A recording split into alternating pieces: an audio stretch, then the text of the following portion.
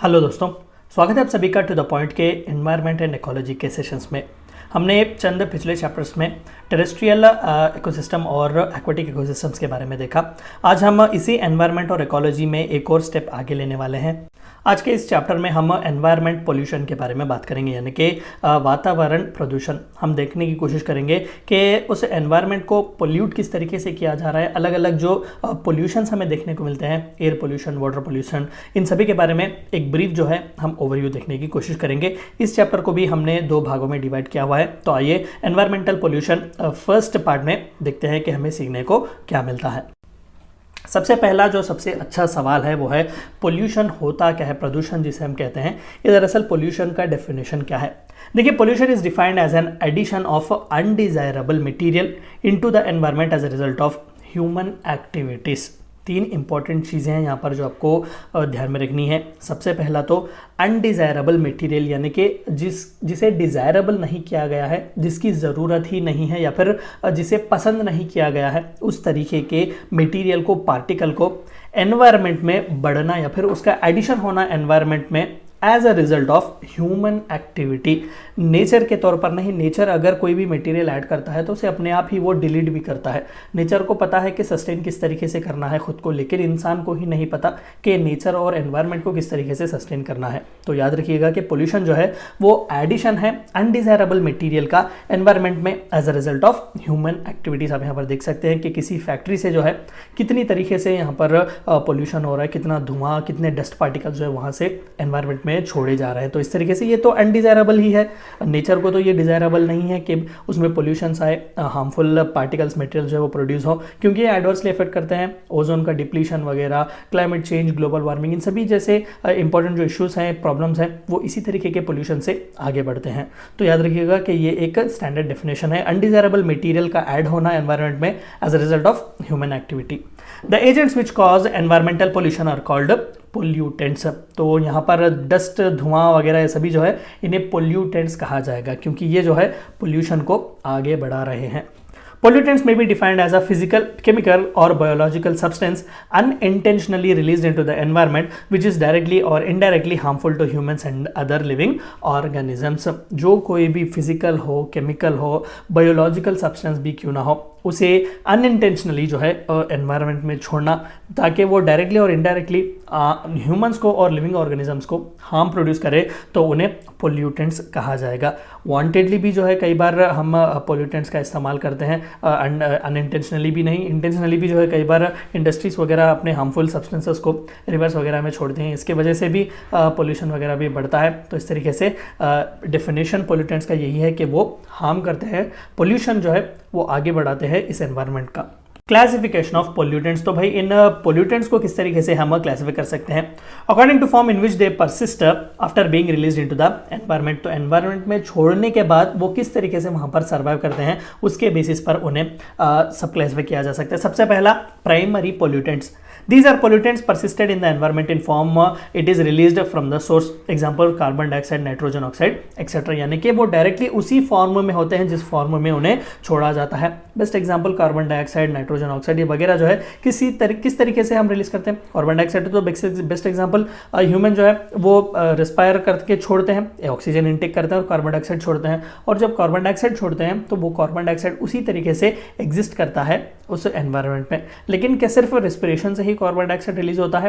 हरगिज नहीं। अभी जैसे कि हमने देखा कि फैक्ट्रीज वगैरह से भी कई मात्राओं में कार्बन जो है वो बाहर जाता है, वो रिएक्ट करता है कार्बन डाइऑक्साइड की तरह वहाँ पर रेस्ट करता है। तो प्राइमरी पोल्यूटेंट्स वो है जो परसिस्ट करते हैं एनवायरनमेंट में in the very form how they were released from the source. Secondary pollutants, these are formed from primary pollutants through change or reaction after primary pollutants being released into the atmosphere. जैसे कि मैंने कहा कि जब factories वगैरह से carbon के तादाद में रिलीज होते हैं या फिर कार्बन रिलीज होता है, तो वहाँ पर वो एनवायरनमेंट में उसे फिर से जो है रिएक्ट होते हैं दूसरे केमिकल्स वगैरह से, तब जो है वो कार्बन डाइऑक्साइड बनते हैं। और अनलाइक ह्यूमन जब कार्बन डाइऑक्साइड छोड़ते हैं तो उसे फिर किसी तरीके का केमिकल रिएक्शन वगैरह की जरूरत नहीं पड़ती, किसी भी तरीके का अब फिर से एक रिएक्शन की जरूरत नहीं पड़ती उसे किसी और कंपाउंड में चेंज होने के लिए, तो वो उसी तरीके से वो जो है परसिस्ट करता है। लेकिन सेकेंडरी पोल्यूटेंट जो है वो मैनिपुलेट होते हैं वो खुद को जो है एक म्यूटेंट की तरह जो है वो चेंज करते हैं। तो for example nitrogen oxide and hydrocarbons react photochemically to produce peroxyacyl nitrates and ozone is formed. तो आप देख सकते हैं कि प्राइमरी पोल्यूटेंट जो है वो फिर से रिएक्ट कर रहे हैं बाकी के अदर प्राइमरी पोल्यूटेंट से, ताकि वो सेकेंडरी पोल्यूटेंट्स बना सके जो कि और हार्मफुल होते हैं एनवायरनमेंट के लिए।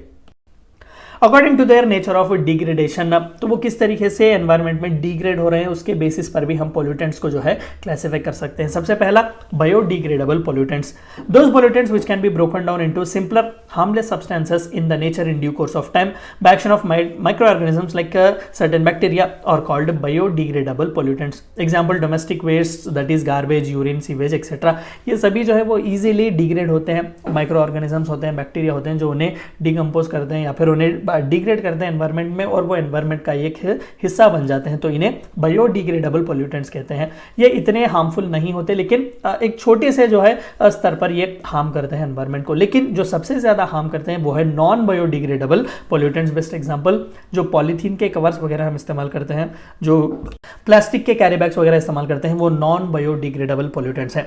Those pollutants which can not be broken down into simpler harmless substances in nature are called non biodegradable pollutants. Example DDT, plastics, polythene bags, insecticides etcetera, ये सभी जो है वो आसानी से बायोडिग्रेडेबल नहीं है। ये बहुत ही लंबे समय तक एनवायरनमेंट में रहते हैं और एडवर्सली उन्हें हार्म करते हैं। According to their existence in nature, वो किस तरीके से नेचर में एग्जिस्ट करते हैं उसके तौर पर भी या फिर उसके बेसिस पर भी हम पोल्यूटेंट्स को डिवाइड कर सकते हैं या फिर सब क्लासिफाई कर सकते हैं। सबसे पहला quantitative pollutants, these are those substances normally occurring in environment which acquire the status of a pollutant when their concentration gets increased due to the activities of a man. For example, carbon dioxide if present in atmosphere in concentration greater than normal due to automobiles and industries causes measurable effect on human, animal, plants or property and then it is classified as quantitative pollutant, यानी कि जिसकी quantity बढ़ने से adverse effect बढ़ता है उसे quantitative pollutants कहते हैं। जैसे कि मैंने पिछले साइड में ही कहा कि इंसान जो है वो रिस्पायर करते हैं, ऑक्सीजन लेते हैं, कार्बन डाइऑक्साइड छोड़ते हैं, लेकिन इससे एडवर्स इफेक्ट नेचर पर या फिर एनवायरनमेंट पर नहीं पड़ता। क्यों? क्योंकि उतनी ही तादाद में प्लांट्स जो है वो कार्बन डाइऑक्साइड लेते हैं और ऑक्सीजन छोड़ते हैं। लेकिन अगर कार्बन डाइऑक्साइड की यही तादाद हद से ज़्यादा बढ़ जाए, जैसे कि अभी हमने कहा कि इंडस्ट्रीज़ की वजह से, ऑटोमोबाइल्स वगैरह की वजह से, अलग अलग ट्रांसपोर्टेशन वगैरह जब धुआं वगैरह छोड़ते हैं तो वहाँ पर भी कार्बन डाइऑक्साइड रिलीज होता है। तो ऐसे टाइम पर क्वांटिटी जो है कार्बन डाइऑक्साइड की हद से ज़्यादा बढ़ जाती है, तभी जो है एनवायरनमेंट पर एडवर्स इफेक्ट पड़ना शुरू होता है। दूसरा जो है वो है क्वालिटेटिव पोल्यूटेंट्स। हमने क्वांटिटी देखी, अब क्वालिटी भी होती है पोल्यूटेंट्स की। These are those substances which do not normally occur in nature but are man made. Nature में ये नेचुरली हमें नहीं मिलता। कार्बन डाइऑक्साइड तो नेचुरली भी हमें नेचर में मिलता है, इंसान रेस्पायर करता है, उसे कार्बन डाइऑक्साइड को छोड़ता है, प्लांट उसे लेकर ऑक्सीजन देता है। लेकिन ये क्वालिटेटिव पोल्यूटेंट्स चंद ऐसे होते हैं जो मैन मेड होते हैं, इंसान उन्हें बनाता है। For example insecticides, fungicides, herbicides, DDT etcetera, ये सभी हम फर्टिलाइजर्स की तरह भी इस्तेमाल करते हैं, पेस्टिसाइड्स वगैरह, पेस्ट वगैरह को मारने के लिए। तो ये नेचर में तो अक्कर नहीं होते, तो ये इंसान बनाता है। तो ये क्वालिटेटिव पोल्यूटेंट्स हैं, भले ही छोटे तादाद में क्यों ना हो, ये इफेक्ट बहुत ही ज़्यादा करते हैं एनवायरनमेंट को। According to the origin of pollutants, pollutants आते कहाँ हैं, उनके ओरिजिन के बेसिस पर ही उन्हें हम क्लासिफाई कर सकते हैं। That is natural pollutants, these are the pollutants emitted by natural process. Best example, इंसान जो है इनहेल करता है ऑक्सीजन और एक्सेल करता है कार्बन डाइऑक्साइड, तो इससे ज़्यादा जो है पोल्यूशन नहीं होता।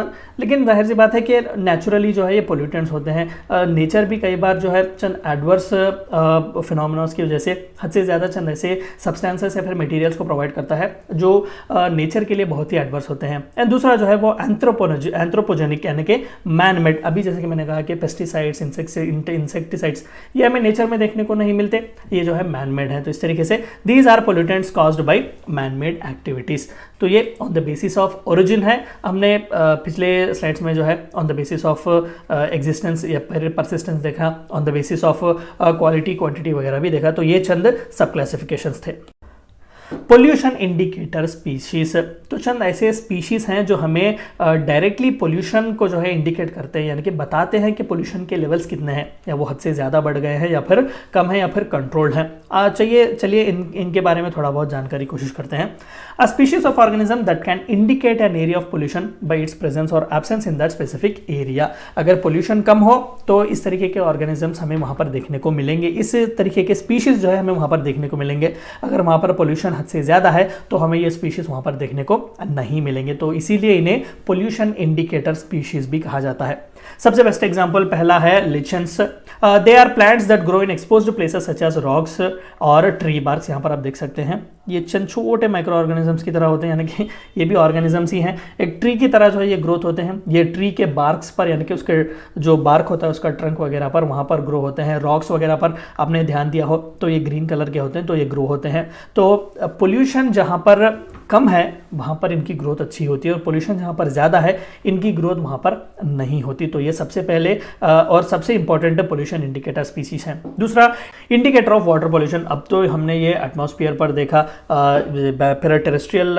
जो है हम इन्हें देख सकते हैं। और वाटर के रिलेटेड जो है पोल्यूशन में जो है many aquatic invertebrates animals can not survive in polluted water. हमने एक्वेटिक इकोसिस्टम में भी देखा कि टेम्परेचर बढ़ जाए वहाँ पर एनिमल्स का, यानी कि एक्वेटिक एनिमल्स का सर्वाइव होना मुश्किल है। तो टेम्परेचर बढ़ता कब है? ग्लोबल वार्मिंग से ही बढ़ता है, क्लाइमेट चेंज से ही बढ़ता है। तो इस तरीके के देखिए ये सभी जो है एक चेन के साथ जुड़े हुए हैं, चाहे वो टेरेस्ट्रियल इकोसिस्टम हो, एक्वेटिक इकोसिस्टम हो, एनवायरमेंटल पोल्यूशन हो, इंसान क्यों ना हो, हम सभी जो है एक स्पाइडर की वेब की तरह जुड़े हुए हैं। तो हर किसी की एक्टिविटी कहीं ना कहीं किसी दूसरे की लाइफ पर जो है वो भारी पड़ रही है। तो इस तरीके से यहाँ पर भी वाटर पोल्यूशन का इंडिकेटर अगर कुछ है तो वहाँ पर एक्वेटिक जो इन्वर्टेब्रेट्स होते हैं, जो वहाँ पर सांस लेकर जी रहे हैं एक्वेटिक इकोसिस्टम में, उनकी तादाद कम हो जाएगी। Fish survival and water oxygen. Fish rely heavily on dissolved oxygen in water to survive. अगर वही डिजॉल्व्ड ऑक्सीजन, इसके बारे में हमने पिछले क्लास में बात किया हुआ था, तो वो भी अगर कम हो जाएगा तो फिश की क्वांटिटी भी जो है उस इकोसिस्टम में कम हो जाएगी। इससे हमें ये पता चलता है कि वहाँ पर